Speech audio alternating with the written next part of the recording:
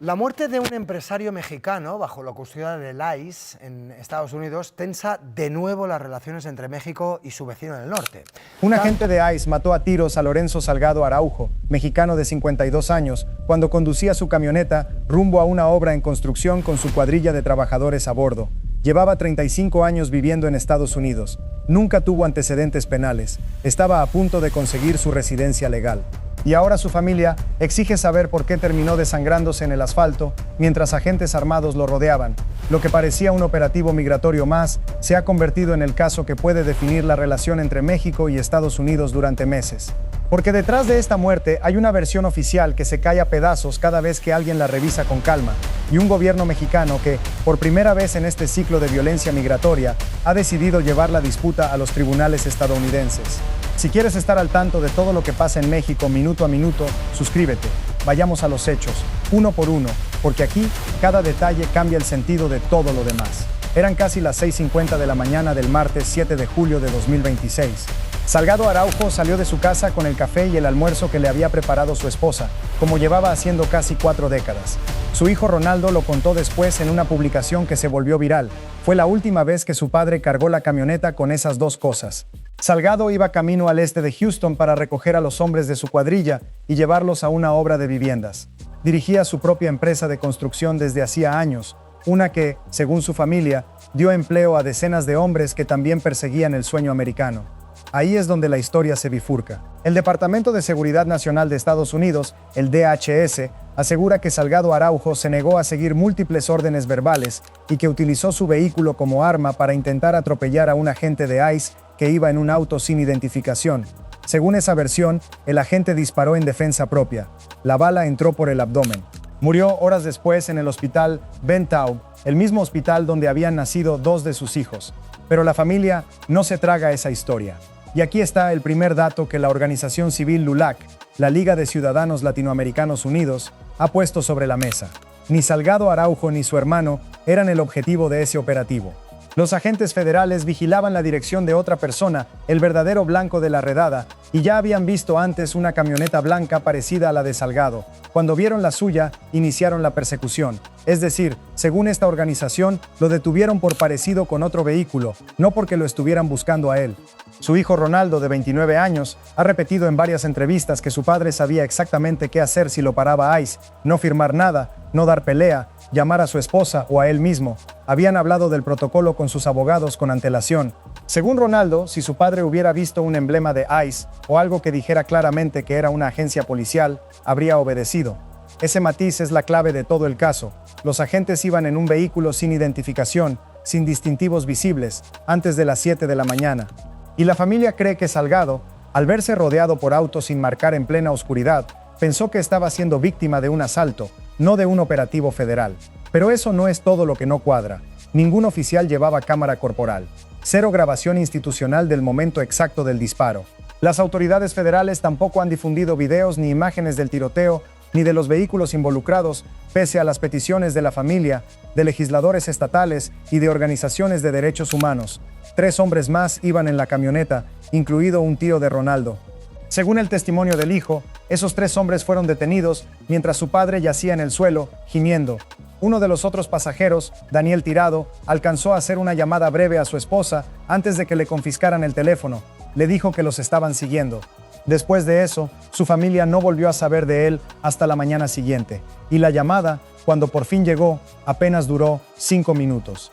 El tío de Ronaldo, sin antecedentes penales según la familia, decidió regresar a México desde el centro de detención antes que enfrentar el proceso migratorio en Estados Unidos. Los otros 2 pasajeros, trasladados a un centro en Conroe, también optaron por el retorno voluntario. 3 testigos directos del momento en que mataron a Salgado Araujo, fuera del país, sin que nadie les tomara declaración formal ante un tribunal independiente. Es un detalle que debería detenernos. El único relato con posibilidad de contradecir a ICE desde dentro del vehículo se esfumó junto con los pasajeros.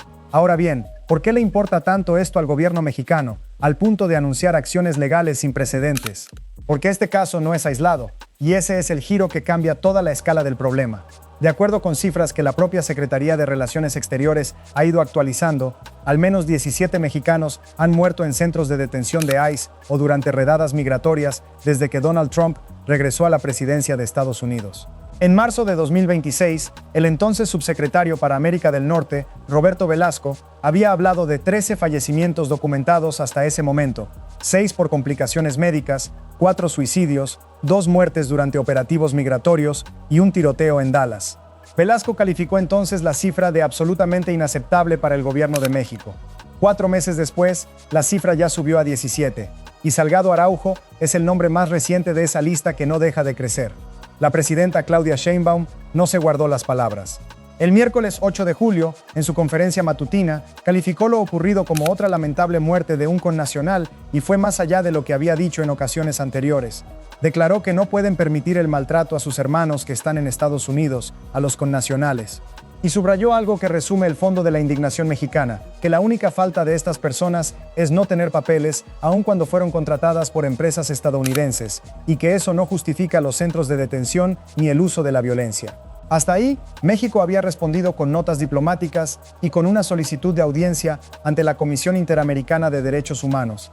En marzo pasado, el gobierno mexicano incluso se había sumado a una demanda colectiva contra ICE tras la muerte de otro inmigrante.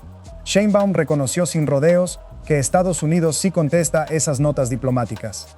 Pero las muertes no se detienen, y por eso, dijo, están preparando medidas jurídicas obviamente más importantes.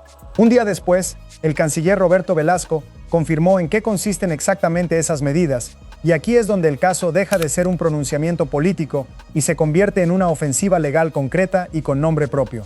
México va a presentar denuncias penales formales con apoyo de la Fiscalía General de la República, ante fiscalías estatales de Estados Unidos y ante el Departamento de Justicia estadounidense.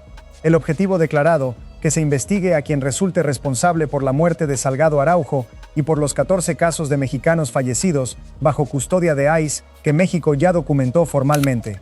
Pero el gobierno mexicano no se va a detener en lo penal. Velasco anunció también acciones civiles contra las empresas privadas que operan los centros de detención en territorio estadounidense, a las que ya les enviaron cartas de cese exigiendo que frenen prácticas que, según México, violan los derechos humanos y llevaron a la muerte de 14 mexicanos. Y hay un tercer frente, quizás el más ambicioso. Junto con organizaciones civiles, México solicitará medidas cautelares ante la Corte Interamericana de Derechos Humanos para proteger, en tiempo real, a las personas mexicanas que siguen dentro de esos centros ahora mismo. Velasco fue claro sobre el origen político de estas medidas. Dijo que la presidenta les instruyó iniciar acciones legales contundentes para responder a esta tragedia tan dolorosa. Y remató con una frase que deja claro el peso que le está dando la Cancillería a este expediente. Esto será el punto central de las conversaciones con el gobierno de Estados Unidos. Gracias por seguir con nosotros, porque lo que viene ahora es lo que ha hecho que este caso salte de la política institucional a la calle y de la calle a la política de otros estados. La noche del miércoles, cerca de 2,000 personas se reunieron en una vigilia en el barrio de Magnolia Park, en Houston, para despedir a Salgado Araujo. Encendieron velas junto al lugar exacto donde lo mataron, en Canal Street. Algunos manifestantes recorrieron las calles gritando consignas contra ICE. Este es, según Euronews, el primer caso conocido de una persona abatida por agentes federales en un operativo migratorio desde las protestas registradas a comienzos de este mismo año en Minneapolis. No es un episodio aislado en el mapa de la tensión migratoria, es parte de un patrón que se repite y que empieza a desbordar la paciencia de comunidades enteras, dentro y fuera de Texas. La presión política tampoco se ha quedado en Houston. El gobernador de California, Gavin Newsom, publicó un mensaje condenando el disparo y exigiendo verdad para la familia de Salgado Araujo, vinculando el caso al clima de miedo que, según él, generan las políticas migratorias de la administración Trump en comunidades inmigrantes de todo el país. El representante federal por Texas, Christian Menefee, fue igual de directo en la conferencia de prensa junto a la familia, al calificar la muerte de alguien a manos de las fuerzas del orden como un asunto muy grave. A nivel local, el comisionado del condado de Harris, Joaquín Martínez, solicitó formalmente que el jefe de policía trabaje junto con la oficina del fiscal del condado para determinar si puede abrirse una investigación local independiente sobre el tiroteo, separada de cualquier pesquisa federal. Insistió en que la familia de Lorenzo y la comunidad merecen transparencia, rendición de cuentas y la certeza de que se ha explorado cada vía disponible. El alcalde de Houston, John Whitmire, señaló públicamente que la policía local no puede investigar directamente a ICE, aunque varios expertos legales han salido a discrepar de esa lectura en los días posteriores. ¿Y qué hay del contexto más amplio en el que ocurre todo esto? Porque este caso no cae en el vacío, cae en medio de la ofensiva migratoria más agresiva del año. El zar fronterizo Tom Homan anunció que ICE superó los 10.000 arrestos de inmigrantes en apenas 5 días durante julio de 2026. Es la escala en la que se está moviendo la maquinaria migratoria estadounidense justo cuando muere Salgado Araujo. No un operativo aislado y puntual, sino una ofensiva masiva y acelerada que multiplica el riesgo de que un error de identificación o una camioneta blanca parecida a otra termine en tragedia. Vale la pena detenerse en quién era, de verdad, Lorenzo Salgado Araujo, más allá del expediente migratorio y de la ficha que le abrió el DHS. Nació en Tlatlaya, Estado de México. Llegó a Estados Unidos hace casi 35 años junto a su esposa, a quien conoció siendo apenas adolescentes en México. Levantó una empresa de construcción que dio empleo, según cuenta su familia, a decenas de hombres que también perseguían el sueño americano. Educó a sus 3 hijos, todos ciudadanos estadounidenses, bajo la idea de que estudiar los llevaría lejos. El mayor se volvió maestro. Los otros 2 se dedicaron a la ingeniería, uno de ellos graduado en la Universidad de Tufts, en Massachusetts. Llevaba año y medio reuniendo cartas de empleadores y fotografías familiares para tramitar un permiso de trabajo, después de que uno de sus hijos lo patrocinara formalmente. Ronaldo insistió en la conferencia de prensa en que cumplieron con todo al pie de la letra, con cada documento y cada cita. Estaba, en palabras de su propio hijo, cerca de obtener su estatus legal. Su hijo pidió, con la voz quebrada frente a las cámaras, que el mundo no lo recuerde como un titular más. Dijo que no merecía ser reducido a un encabezado sobre un hombre mexicano muerto a tiros por ICE, que merecía vivir una vida tranquila como esposo, padre y generador de empleo para decenas de hombres que también perseguían el sueño americano. En redes sociales su familia lo describió con un apodo que ahora circula en las vigilias. Le decían "el mundo entero". Todavía queda una pieza más que explica por qué este caso, y no otro de los 16 anteriores, fue el que hizo estallar la paciencia del gobierno mexicano. La diferencia está en el patrón de errores que rodea al operativo, sin cámaras corporales, sin video oficial, con un objetivo equivocado según los propios testigos civiles, y con 3 personas que podrían haber aportado su versión ya de regreso en México antes de declarar formalmente ante cualquier autoridad. Cada uno de esos elementos, por separado, sería preocupante. Juntos, forman exactamente el tipo de expediente que una fiscalía extranjera necesita para argumentar responsabilidad institucional, no solo individual. Y eso es justo lo que busca ahora la Cancillería mexicana al tocar la puerta del Departamento de Justicia. Y ahí está, en realidad, el núcleo de todo este caso. 2 versiones oficiales que no logran encajar entre sí, un patrón de muertes que ya suma 17 nombres documentados, y un gobierno mexicano que por primera vez decide llevar la disputa a tribunales estadounidenses en lugar de conformarse con notas de protesta que, como reconoció la propia Sheinbaum, se contestan pero no cambian nada. Falta que se abran las investigaciones formales, tanto la federal como la que pide el condado de Harris. Falta que aparezcan o no las cámaras y los videos que la familia exige desde el primer día. Y falta ver si las demandas civiles y penales que anunció México prosperan frente a un sistema judicial extranjero que no está obligado a darle la razón. Pero lo que ya no puede negarse es que este caso cruzó una línea que ninguno de los 16 anteriores había cruzado. Dejó de ser un expediente migratorio más para convertirse en el primer choque legal directo, con fiscalías, cortes internacionales y demandas civiles de por medio entre el Estado mexicano y las agencias federales de inmigración de Estados Unidos. La familia de Salgado Araujo pidió una sola cosa esa mañana en Houston, y es la misma cosa que ahora exige el gobierno mexicano a nivel de Estado.